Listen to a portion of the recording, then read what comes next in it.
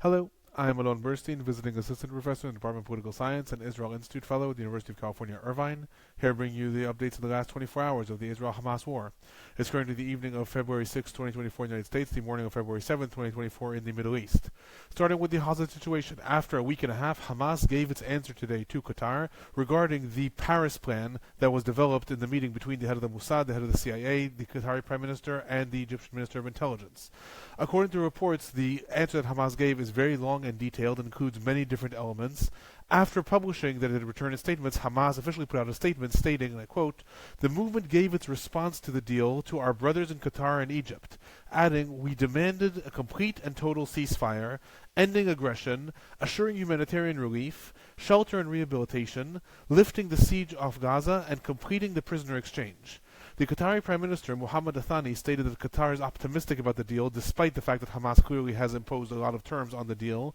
In Israel, several different sources stated that while Israel is learning the deal, this is de facto somewhat of a rejection, since Hamas has agreed to the framework, but has set conditions that are far beyond what Israel is willing to give. There's been a lot of speculation in the last several days that one of the reasons that Netanyahu was stating very, very publicly, these are the conditions that Israel is not going to meet, have been because he anticipated that Hamas would actually set those conditions, and he wanted to set the stage for the fact that it would be Hamas's fault that the deal did not go through.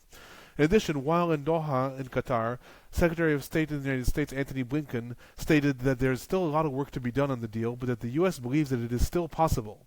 He added that the United States is committed to using any ceasefire to pave the way towards diplomacy and peace, and that a hostage deal is the best way to move towards an expanded ceasefire, i.e. he's trying to talk to both sides, both say to Israel that the United States is still optimistic, and at the same time say to Hamas a hostage exchange is the best way to pave the way towards a ceasefire.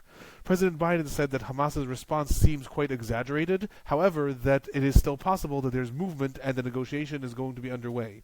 Egypt announced it received Hamas's answer, that it is working on a final version of the deal, so right now where things stand is Hamas has given its answer, that answer was transmitted to Israel. Israel is currently learning the answer that Hamas gave. It will then give its answer back to negotiators, and we will see from that where the deal is going to develop, how negotiations are going to proceed. Other news related to the hostages, the New York Times published an article today about the 136 hostages that are held in the Gaza Strip, stating that Israeli intelligence confirms that while 32 hostages are confirmed dead, IDF officials have stated that unconfirmed intelligence information indicates that 20 more hostages are dead as well. The Wall Street Journal later published a report also stating that in Israel there is suspicion that a total of 50 hostages held in the Gaza Strip are in fact dead, adding that Egyptian sources stated that Israeli officials presented these estimates to their U.S. and Egyptian colleagues as part of the negotiations, i.e. part of determining the phases of the deal and how many hostages are presumed dead or alive, that Israel presented that there's an estimate that 50 hostages are in fact dead. Israeli official hostage headquarters responded that according to official information, there are 31 hostages that are not alive in Gaza, and that number has not changed, i.e. it stated that the official number is still 31, however, it did not outright deny those reports in the New York Times and the Wall Street Journal, so it remains to be seen. Moving on to the fighting in the Gaza Strip, there were no rockets or mortars sent from the Gaza Strip in the last 24 hours towards Israel. Regarding the fighting in the Gaza Strip, in the northern parts of the Gaza Strip in Beit Hanun, a Hamas unit was reportedly trying to reactivate one of Hamas's lookout posts and position equipment for espionage, another sign that Hamas is trying to regain its control in the northern parts of the Gaza Strip. According to reports, that unit was attacked with an IDF helicopter and killed. In addition, there's ongoing operations in different parts of Gaza City as the IDF continues to expand its operations there, including gun battles and Navy bombardments. The Al-Quds Brigade of the Palestinian Islamic Jihad reported blowing up an Israeli vehicle near Zaytun in the western parts of Gaza City, and the Al-Qassam Brigades, the military wing of Hamas, reported launching mortars at an IDF operation command center in Tel al-Halwa, also in the areas of Gaza City. In the central parts of Gaza Strip, the El Bureid refugee camp, the IDF is reportedly expanding its operation. The IDF reported today discovering a big monument that Hamas had erected honoring attackers who invaded Israel and killed 2 people in 2014. Reportedly, the IDF, after taking those photographs, detonated that monument. More activity was noted throughout the refugee camp. In the southern parts of the Gaza Strip, in Han Yunis, that is where most of the fighting is going on, there's ongoing confrontations, primarily in western Han Yunis, but also in the heart of the city. The IDF reported that it raided several houses of different Hamas operatives, finding machine guns that were hidden in bedrooms and other weapon storages. Gun battles were also reported in the heart of the city, including IDF helicopter attacks supporting the IDF units on the ground, as well as drone attacks throughout several different parts of the city. There were also reports that at least 80 Hamas operatives were arrested in the region as the IDF took over several different Hamas strongholds in the last 24 hours. Heavy fighting was reported also around the Nasser hospital in the western part of Han Yunis. The Al-Qassam brigades reported firing at IDF soldiers that were barricaded in a structure in western Han Yunis, and the Al-Quds brigades also reported launching RPGs at Israeli tanks in western Han Yunis, and they also reported intensive gun battles throughout the city. Other news related to the Gaza Strip. The IDF reportedly uncovered cases full of cash in the different tunnels underneath Han Yunis, with documents showing that Iran has transferred to Hamas over $150 million since 2020. The IDF has made these documents very public. In addition, relating to the possible operation in Rafah, Al-Akhbar, that is a newspaper in Lebanon, a Hezbollah affiliate, reported today that Egypt has begun activity to strengthen its border with Gaza, i.e. the Rafah border between the Gaza Strip and Egypt, including adding new concrete walls to prevent people from crossing over. This is one of Egypt's main concerns, that if the IDF actually does invade Rafah, there will be a mass fleeing of Palestinians that will end up going into Egypt. In a speech given today, Minister Gantz in Israel also stated that Rafah is next on the IDF's list. Regarding casualties, one IDF soldier is reported killed in the Gaza Strip in the last 24 hours, bringing the total number of IDF soldiers that were killed in the Gaza Strip since the invasion began to 226. Two IDF soldiers reported injured in the Gaza Strip. The total number of IDF soldiers that were injured in the Gaza Strip since the invasion began is 3,004. The Palestinian Health Ministry in the Gaza Strip is reporting 107 Palestinians killed in the last 24 hours.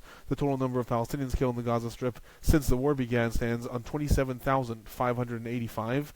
A total of 66,978 Palestinians are reported injured by the Palestinian Health Ministry in the Gaza Strip, and there are still several thousand Palestinians buried under the rubble and presumed dead.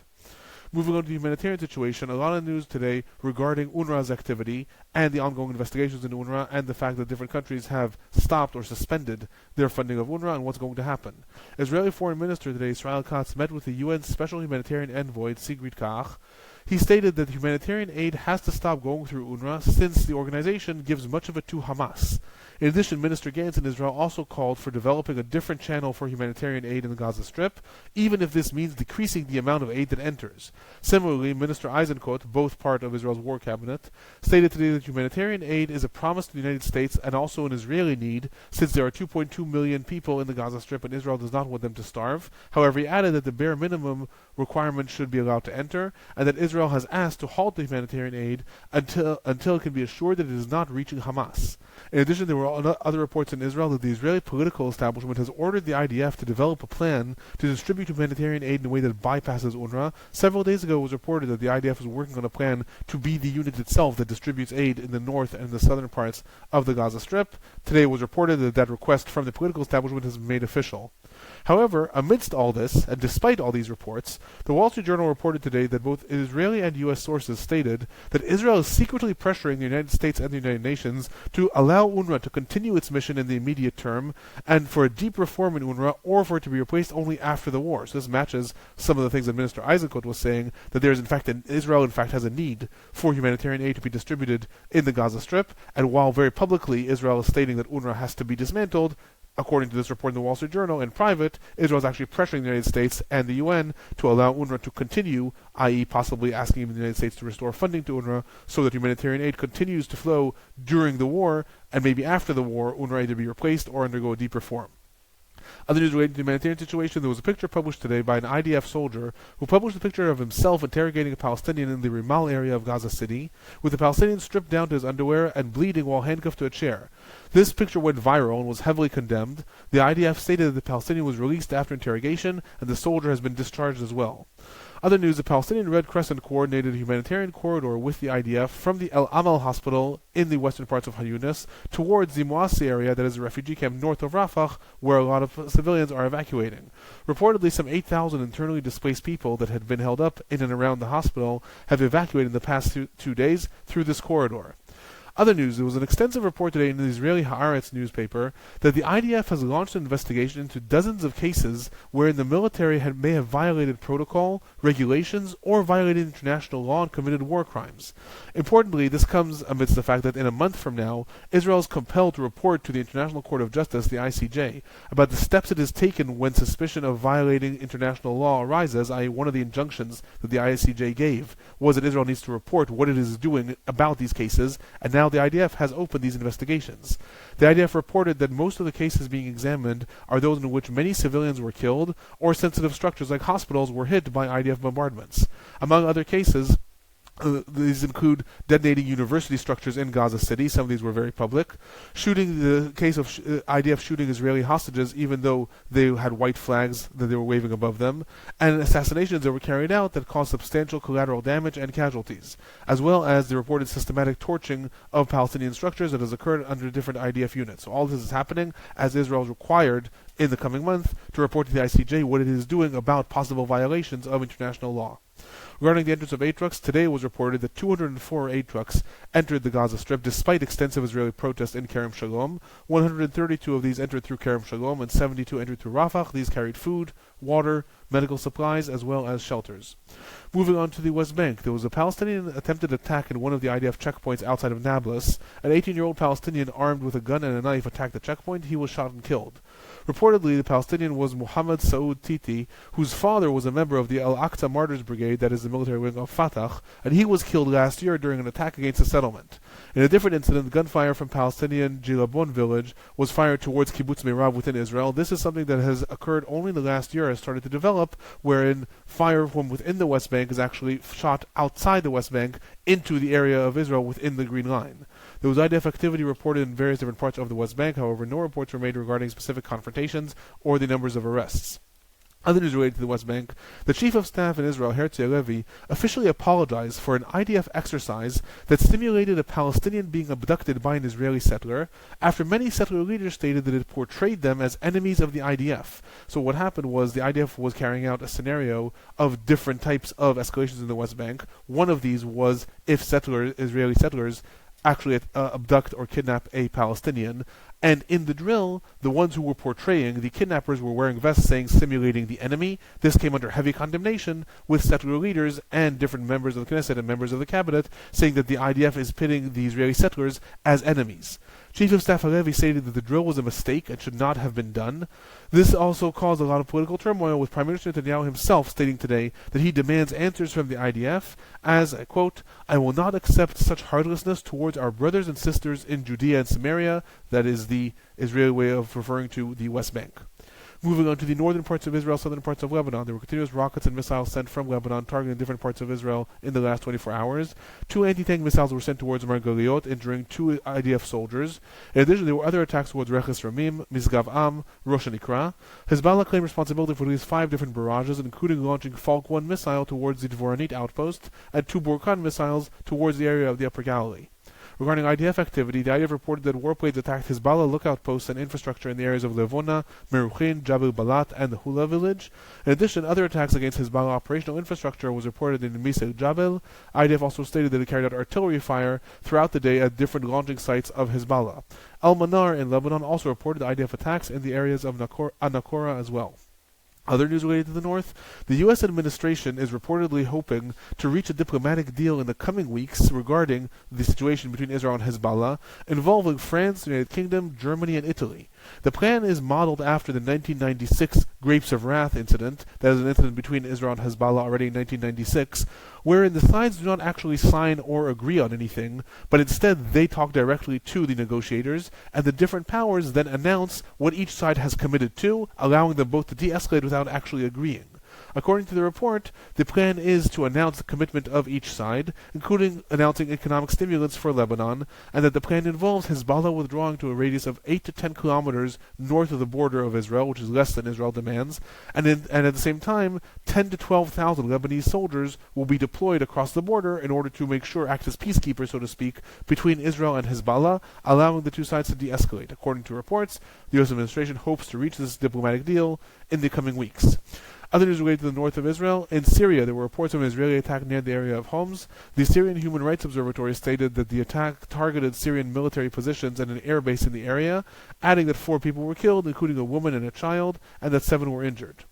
Regarding the regional developments, the Houthi leader in Yemen, Abdul Malik al-Houthi, stated today that if the fighting in Gaza does not come to an end, then the fight the Houthis are engaged with will escalate, i.e. he is continuing the escalatory rhetoric between the Houthis and the coalition, specifically amidst the different attacks that were carried out by the coalition in the last several days.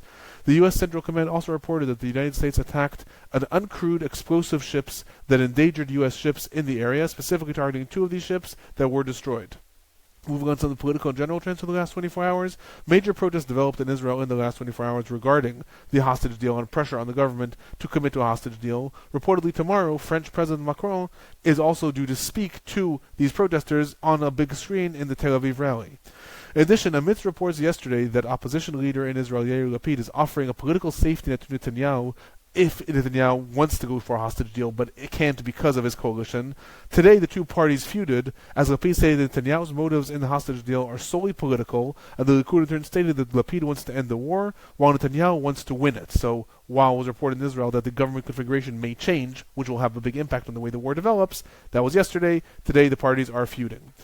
Other news: after visiting Egypt and Qatar, Secretary of State in the United States Antony Blinken arrived in Israel a few hours ago. He stated that he's going to discuss the hostage deal with the Israeli government. In addition, it was reported, in an unprecedented move, Antony Blinken asked for a private meeting with the IDF Chief of Staff Herzl Levy for a security briefing, i.e. trying to bypass what Netanyahu has to say to him, and instead asked for a direct meeting with the Israeli Chief of Staff. This was denied by Netanyahu. Netanyahu has the authority to say who the Chief of Staff is allowed to meet with when it comes to diplomacy, and he did not allow that meeting to happen in private. Other news: Argentinian President Javier Milei is visiting Israel. He announced that he's going to move the Argentinian embassy to Jerusalem, which is a big diplomatic move with a lot of significance in the Israeli-Palestinian conflict. If embassies are moved to Israel, it is seen as a victory for Israel as opposed to the Palestinians. And he also announced that he's going to make sure that his country adds Hamas to the terror organizations and impose sanctions on Hamas. Other news: the United States is reporting that normalization talks between Israel and Saudi Arabia are developing despite the war. Specifically, U.S. National Security Council spokesperson John Kirby stated today that the talks are unrelated to the hostage deal, i.e. if the hostage deal is stuck, that doesn't matter, and that both sides want the talks to continue. In turn, after this publication, Saudi Foreign Minister stated in response that it has informed the United States that it will not have diplomatic relations with Israel until the establishment of a Palestinian state along the 67 border, including East Jerusalem as its capital, and the Israeli aggression against Gaza is ceased, i.e. what the United States is hoping to develop, that there will be normalization with Saudi Arabia, and this will sweeten the deal for Israel to accept a ceasefire with Gaza. Saudi Arabia, at least publicly, is stating actually the order of events has to be reversed. First, there has to be a Palestinian state on the 67 borders, including East Jerusalem as its capital, and only then will there be a possibility of normalization of relations between Israel and Saudi Arabia.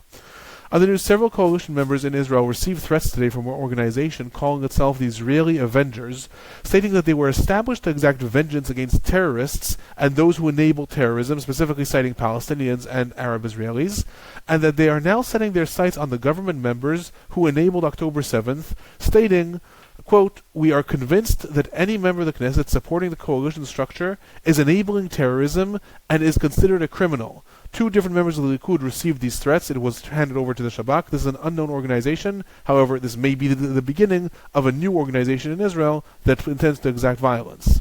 Moving on to the future of the Gaza Strip, Israeli member of Knesset Tzvi Sukkot, who is of the very hawkish religious Zionism party that has been advocating the idea of willful immigration of Palestinians from the Gaza Strip, tweeted a picture today of an article surveying the devastation in Gaza, writing, and I quote, "I call upon nations of the world, open your gates to allow Gazans who want to leave it.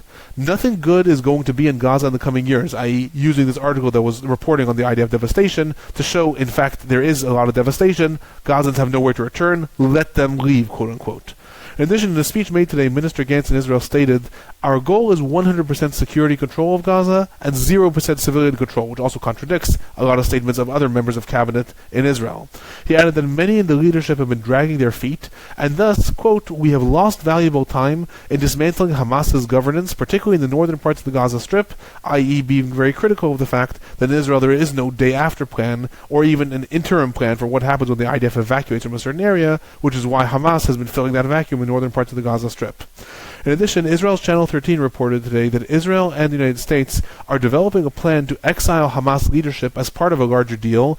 That is an indication, if that is true, that Israel is recognizing that it may not be able to actually get to or kill all of the Hamas leadership. However, it is willing to accept their leaving the Gaza Strip as part of some plan to end the war. I will add that it is very unlikely that the Hamas leadership will actually agree to that plan. That is my report for the last 24 hours. I'll be back tomorrow.